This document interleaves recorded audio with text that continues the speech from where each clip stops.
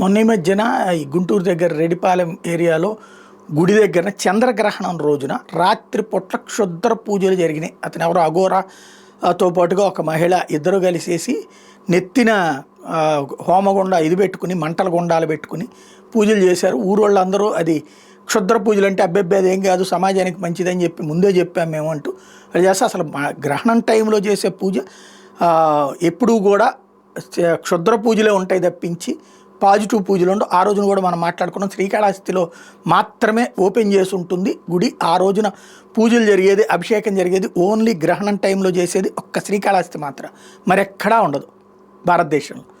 అట్లాంటిది ఇక్కడ చేశారు వీళ్ళు గుడి దగ్గరన ఈ పూజలు అన్నటువంటిది. ఊరోళ్ళందరికీ ఆ రోజునే ఆగ్రహం వ్యక్తం చేయడం, కంప్లైంట్ పెట్టడం, పోలీసులు కేసులు నమోదు చేయడం ఇదంతా జరిగింది. ఇప్పుడు ఆ ఊరి వాళ్ళకు ఒక భయం పట్టుకుంది, దీనివలన ఏమన్నా ఊరికి కీడేమో అని చెప్పి. అందులో తురకపాలెం కూడా గుంటూరుకి దగ్గరలో ఉంటాం. ఆ పరిణామాలన్నీ వాళ్ళు కూడా అక్కడ బొడ్రాయికి తేడా జరిగిందన్నటువంటి ఉద్దేశంతో పూజలు చేయడం, వీటన్నిటి దృష్టిలో పెట్టుకుని ఇక్కడ ఉన్న ప్రతి కుటుంబము కూడా ప్రతి ఇంట్లో నుంచి ప్రతి మహిళ ఒక బిందెడు నీళ్లు తీసుకువెళ్ళి శివుడికి అభిషేకం చేసి తద్వారా శాంతి పూజలు చేయడం అన్నటువంటిది తాజా పరిణామం.